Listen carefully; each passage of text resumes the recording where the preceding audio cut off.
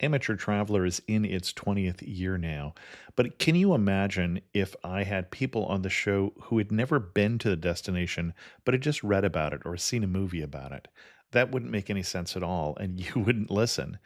We all know how important it is to receive advice from people who know a destination to get the most authentic local experience.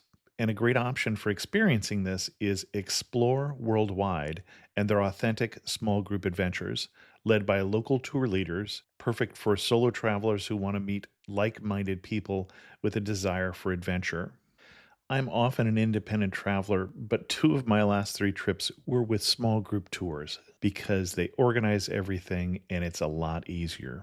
If you want to recreate the tour I did to Malta, they have a Malta and Gozo Discovery Tour. I'm intrigued by one of their tours called A Taste of Sicily. The company again is Explore Worldwide, and visit exploreworldwide.com to learn more. And thanks to Explore Worldwide for sponsoring this episode of Amateur Traveler. The nights are long, the days are short, and the weather is chilly to downright cold, depending on where you are.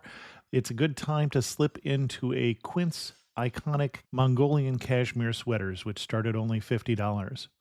You can treat yourself to everyday luxury at an affordable price with Quince. If you really want to dive into luxury, you can check out their leather handbags, washable silk shirts, and European linen sheet sets. Whatever you're looking for at Quince, all the prices are 50 to 80% less than similar brands, and they do that by partnering directly with top factories and cutting out the middleman. They only work with factories that use safe, ethical, and responsible manufacturing processes. And of course, they use premium fabrics and finishes for that luxury feel in every piece. But you've already heard me rave about my Quince travel pants. Treat yourself this winter without the luxury price tag. Go to quince.com/traveler for 365-day returns plus free shipping on your order. That's QUINCE.com/traveler to get free shipping and 365-day returns. Quince.com/traveler. And thanks to Quince for sponsoring this episode of Amateur Traveler. I got my bags packed, I'm on a roll. I'm heading out there and I'm ready to go. Looking real good in my passport photo. Oh, no. Amateur Traveler episode 411. Today we go above the timberline and we talk about polar bears and beluga whales as we go to Arctic Manitoba. Got to sit in one more cafe. I know that I should be heading home, but maybe not today. Welcome to the Amateur Traveler. I'm your host, Chris Christensen. Before we get into this week's episode, I do have two news stories for you. The big news story this week is the disappearance of Malaysian Airlines Flight 370. I won't try and explain what happened there because, again, I live in the past and you live in the future, so you probably know more about that than I do. But an interesting wrinkle in this story is because this story is so weird, the dark humor has come perhaps a bit early in this process. And I refer to an article from The Onion that says Malaysian Airlines expands investigation to include general scope of space and time. The article has lines like this: at this stage, we can't rule anything out. Not crew interference, not the transponders, not a catastrophic electrical failure, not the emergence of a complex topological feature of space-time such as an Einstein-Rosen bridge that could have deposited the flight at any location in the universe or a different time period altogether. And I have to wonder where there are families who are still wondering what is going on to their loved ones, whether this might be too soon. And in another odd story, but an interesting and upbeat one, police in Granada, Spain now have Twitter handles on their uniforms. And I assume in addition to their name on there, you can also find the Twitter handle of police. So if you have a particularly good or possibly bad experience with a particular police officer, you can make that known on Twitter. For links to both those stories, check out the show notes at amateurtraveler.com. This is another self-sponsored episode. We've been talking about credit cards, and you can find new travel credit cards by going to amateurtraveler.com/credit card. I told you a story last week about getting stuck in Germany with a card without a smart chip. I learned more this week and wrote an article on Amateur Traveler about the trouble with American credit cards and what the plans are for chip and PIN credit cards in the U.S.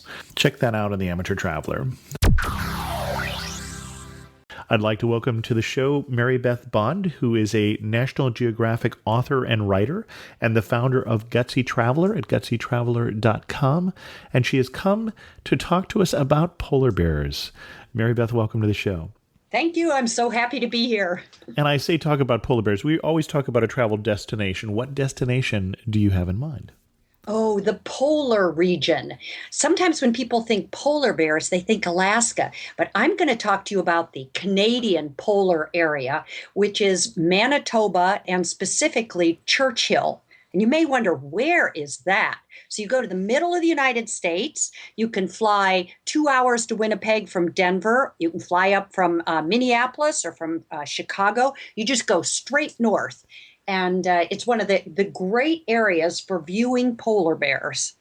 Well, and I think when people get to the northern edge of the U.S., they feel like they're fairly far north. There's a whole lot of north of there. And we're going, how many miles do you know roughly from the U.S. border up to where you're talking about? Oh my gosh. Well, I know that the Hudson Bay is at 59 degrees north latitude. So it's a true wilderness area. It's miles and miles from human habitation. And I don't know, if 2 hours would be 1,000 miles just to Winnipeg. And then from Winnipeg, I stayed overnight and then took a little tundra plane, a private plane the next day to get to an even more remote lodge way up the west area of Hudson Bay. So I'd say 1,500 miles. When you get that far up, there's nothing. The silence is amazing. It's nothing but you all the way to the North Pole. And it's so open, so raw, so wild. It's a totally different experience than being in the Rocky Mountains or the Sierra Nevadas or even the Himalayas. It's truly an amazing experience to be so far away and living right where these amazing creatures live. Often when we think of polar bears, of course, we think of cuddly little animals, but they are not. They certainly aren't. They're known to hunt for almost everything they eat. Plants rarely show up in their diet. And our guide, when we were there, Terry, said something very interesting. He said, in a fight with the grizzly, I'd put my money on the polar bear. Well, they're quite large, too. They're large, they're heavy, they're beautiful, but they are very comfortable with the dominant role that they play in the Arctic, which is one of the world's harshest environment. So no matter how cuddly and beautiful they look, you're reminded to never walk outside the lodge or in any place that isn't fenced in because they're beautiful to photograph. They're beautiful to watch. We watched them swimming in the water up to our Zodiac and then back to shore. Oh my. We saw them as close as coming to the lodge. They were outside a fenced area and I could feel the polar bear's breath. I have photos of the insects, little mosquitoes on his head. It was just amazing to get so close. But all the time, there were our guides with guns and pepper spray and everything else behind us because it's still a very wild environment. Now, is there any truth that polar bear's breath smells like unwary tourists? I don't know. That's a good one. I wonder what they think of our breath. So what led you to go up to this? This isn't someplace that you just happened to be in the neighborhood. So you made a very specific, why there? Why Manitoba? Well, Chris, I search out these kind of experiences. I'm the gutsy traveler, and I've been to 7 continents now and over 100 countries, and I really like raw nature and beauty and animals. And Churchill is the only place where you can see polar bears. And I went to a lodge, Churchill Wild, which is the only company on the planet that specializes in ground level walking tours. So I wanted to get out there and track the polar bears with my camera.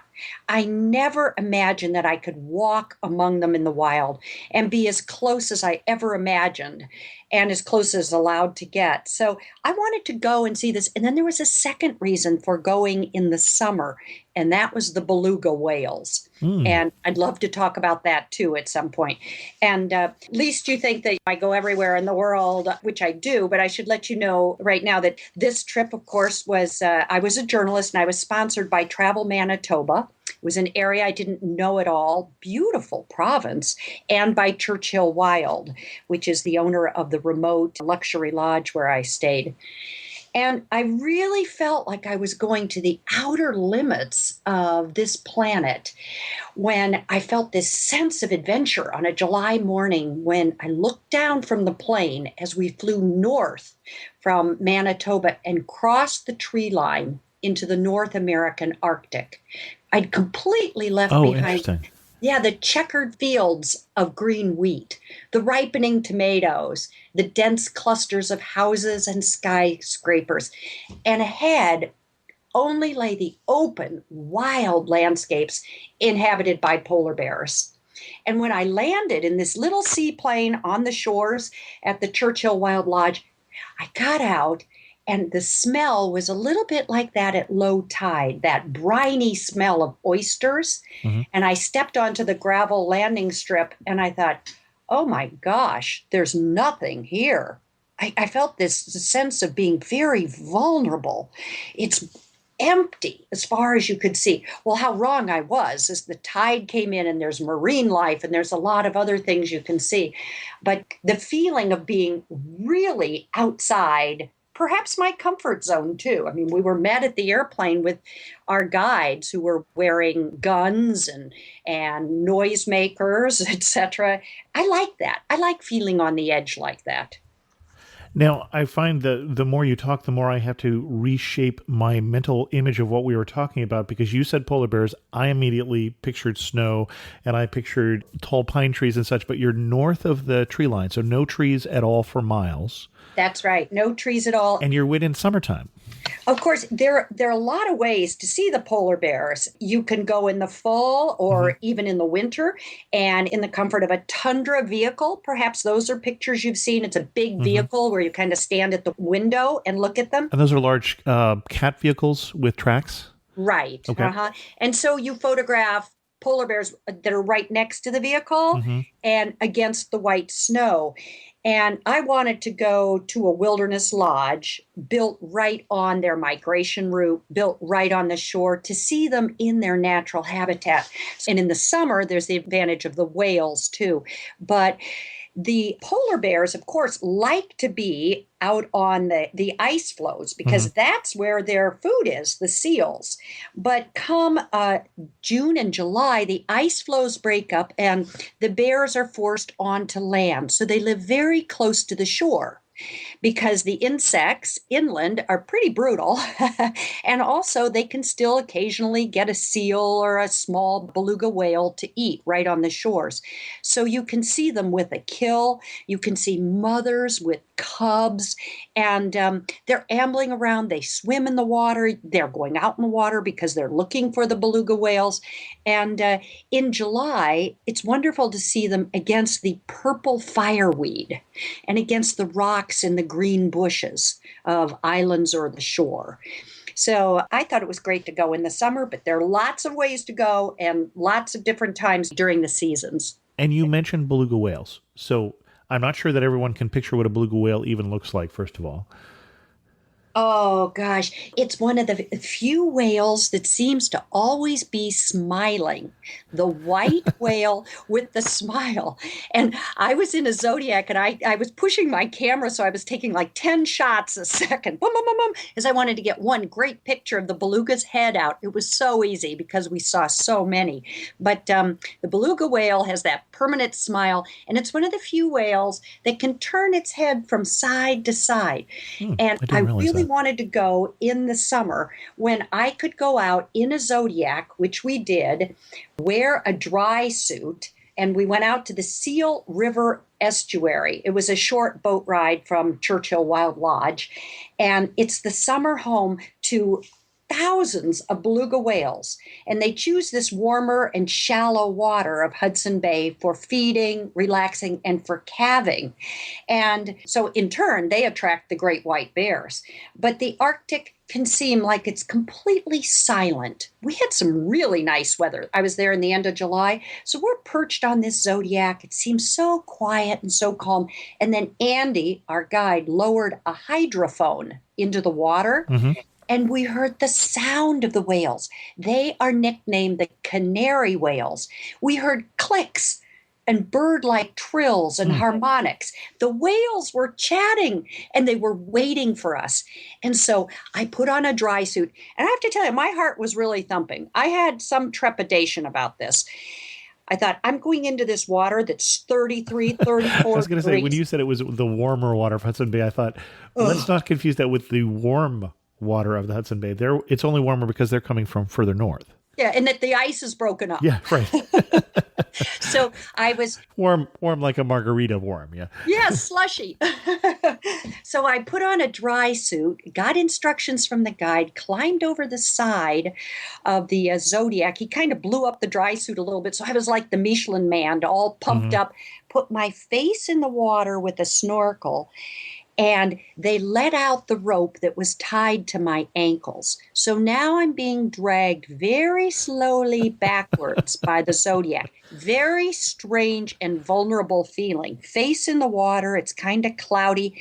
And they said, sing, hum, that will attract the whales. So I started to sing and to hum.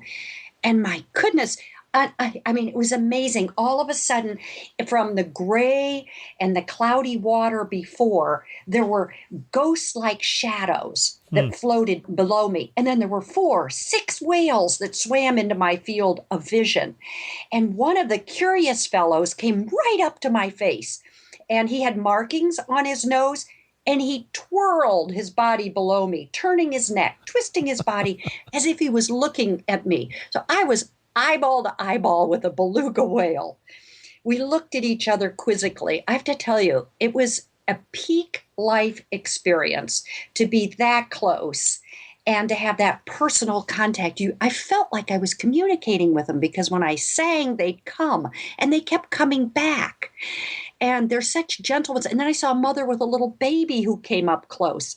That and photographing the polar bears, tell you, it was worth the whole trip. It was just an amazing life experience in nature, up close and personal with really magnificent creatures.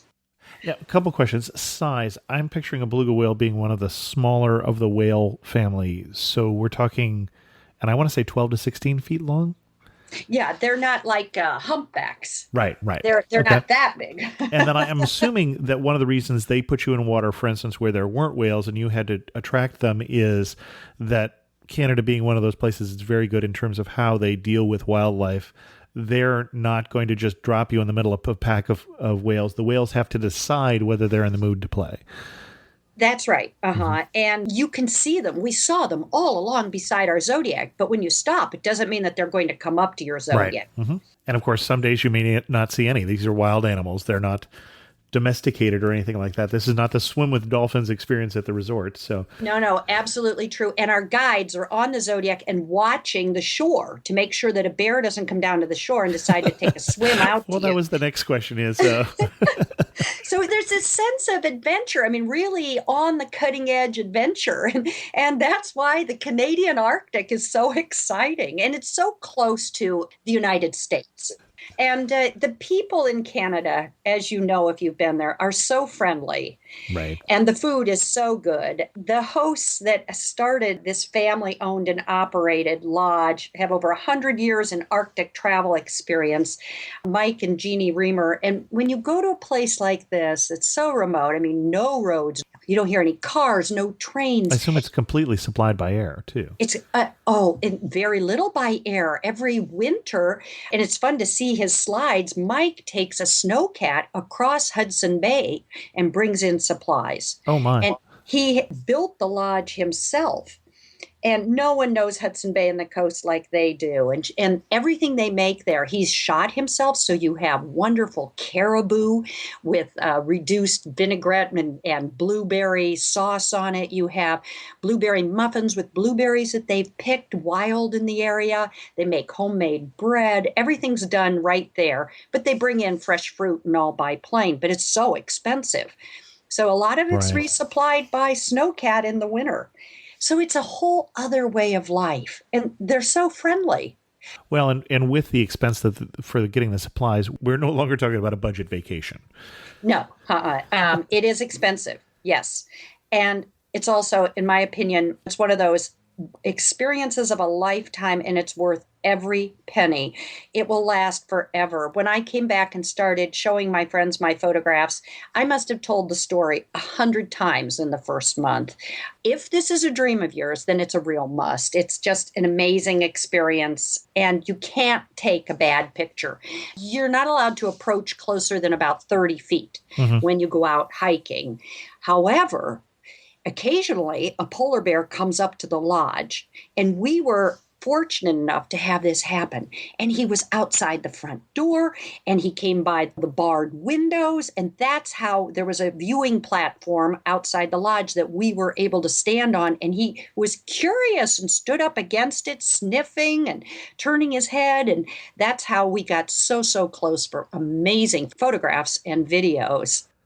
I love how she just glosses over the barred windows. That is not to prevent people from coming in and stealing things from the lodge, because there's no neighbors for miles here, right? That's right. It's to keep the polar bears out and the guests in. From the time you arrive, you say, I'm in the zoo. You are in a fenced-in area. So it's what an experience to feel I'm in the wilderness and I'm fenced in for my safety. And at night, they put these, they call it the Manitoba welcome mats. They put them over the windows, and what they are is just a huge board with nails coming out of them so that the bears don't get curious and smash a window or something at night. Yes, really. So you're really trying to live up to the gutsy traveler name here, is what you're telling us here. But I'll tell you, you need to read what they tell you to bring very carefully. Make sure you get the list of things from the lodge before you travel, because the bugs will get you. I had one of those bug suits that covered my face, my head, my arms, my legs. So this is like, you looked like a beekeeper? Is that what I'm picturing here? Yes, I have a picture of myself. I look like a beekeeper. It was so funny. And they weren't even very bad when I was there. In fact, many days I didn't wear that, but 1 or 2 days when we were out hiking, I did wear it. You want to be prepared with the right clothes, although a lot of the equipment is provided by the lodge. Big, good, waterproof hiking boots, as well as the dry suits. But they tell you to bring a mosquito net, a mosquito hat, etc., and you bring your own mosquito bug spray and antihistamines and etc., because this is the wild. And do they also advise, for instance, travelers ease up on the aftershave and things like that before you go out amongst the polar bears, or are there other restrictions that they advise? Oh, you have quite a safety talk. I don't think it's what you smell like when you go out, because you're not getting that close to the polar bears, but it's your behavior. So we learn you always stay behind the guides, and the guides have not had a bad experience, nor at Churchill Wild Lodge have they had a summer where they haven't had 100% success rate for seeing polar bears by land and by sea. But they want to protect those bears. They're very, very eco-conscious. Right. So they keep you back. And you stay back, and we watched one bear with its kill. It probably had a small whale. And as we got close, it got up and sniffed, and so we moved back. At no time did I feel unsafe. But I'm thinking you're going to want a telephoto lens, for instance. Is there anything else that you would recommend that people pack for a trip like this? More film, yeah, maybe an extra disc. Okay. What surprised you about the trip? You've done wildlife trips before. I could be a very jaded traveler. I was surprised at how thrilled I was by the experience. I came out of the water of being face to face with a beluga whale, and I was just going, that is a peak life experience. when the polar bear was right outside the lodge. How thrilled I was, how much I learned about the Arctic and the plants and the flora and the fauna and the polar bears and the seals and the ecosystem, but just how thrilling the experience was. I was surprised by how peaceful it made me feel.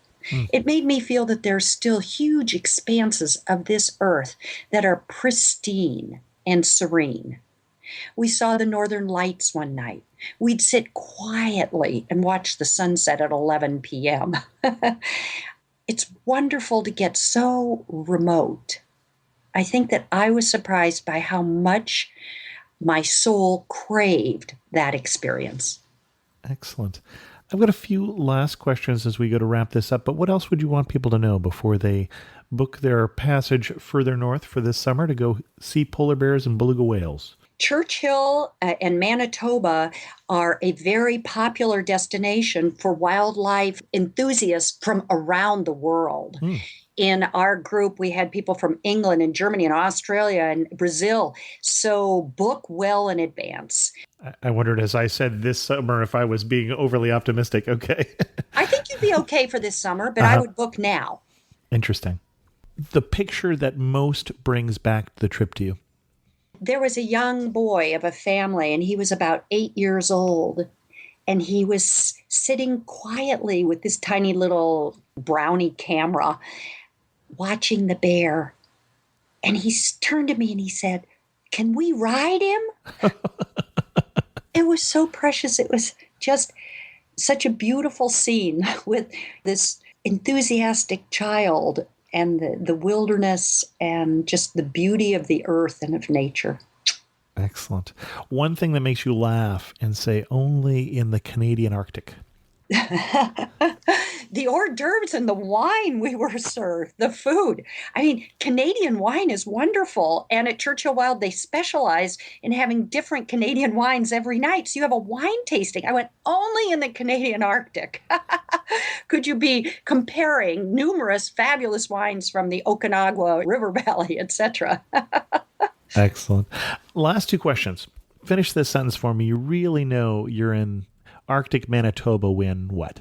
You really know you're in Arctic Manitoba when you sit down for a meal and someone yells, "Bear is coming! Bear is coming!" And everyone rushes to the windows with their cameras and binoculars. Or you hear someone knocking on the doors at night. "The northern lights are out! The northern lights are out!" And you jump out of bed and run to the viewing platform to watch them in silence. Excellent. And if you had to summarize the whole experience in 3 words, what 3 words would you use? Amazing Arctic wildlife. Excellent. Marybeth, where can people read more about your travels? Oh, you can find me in lots of adventures on gutsytraveler.com. And you mentioned you've written how many books now for National Geographic? I did 3 books for National Geographic, and I've done 9 books for Traveler's Tales. Excellent. And your favorite of all of those, if you had to pick one of your children at this point and say people who want to read one of your books should start with which one? Well, your firstborn is always the one that is the most memorable, and that would be A Woman's World. It won the Lowell Thomas Award Gold for the best travel book of the year, and it's a book of stories about women's adventures and our point of view of the world and the way we travel through it. Excellent. Marybeth, thanks so much for coming on the show. Again, our guest is Marybeth Bond, National Geographic author and writer and founder of Gutsy Traveler at gutsytraveler.com. Thanks for coming on the show and sharing your wonderful enthusiasm for the Manitoba Arctic. My pleasure. In news of the community this week, I heard from John, who said, "Love the show. Perhaps you can make a news story about the Malaysian Airlines MH370 airplane. If you're unaware, the airplane was lost from the radar while carrying 229 passengers, and it is still missing. It is as if it vanishes into thin air." And as I mentioned at the beginning of the show, and I mentioned to John also, one of the reasons that I don't get into more topical, and in this case, more important news, and that really is the case with this particular story, is that people will be listening to this episode for years. And in some ways, when I start dealing with news stories like this, and especially news stories that we don't understand yet, it really does date the show. And so I try and make the show have a longer value by focusing a little more on some of the quirky stories rather than as much on the headline news. I heard from Spencer, who had a short but wonderful compliment on the episode we did on Indonesia last week. This podcast made me look at plane tickets to Indonesia. That is what I'm looking for. With that, we're going to end this episode of The Amateur Traveler. Remember, if you're looking for a new credit card, amateurtraveler.com/credit card.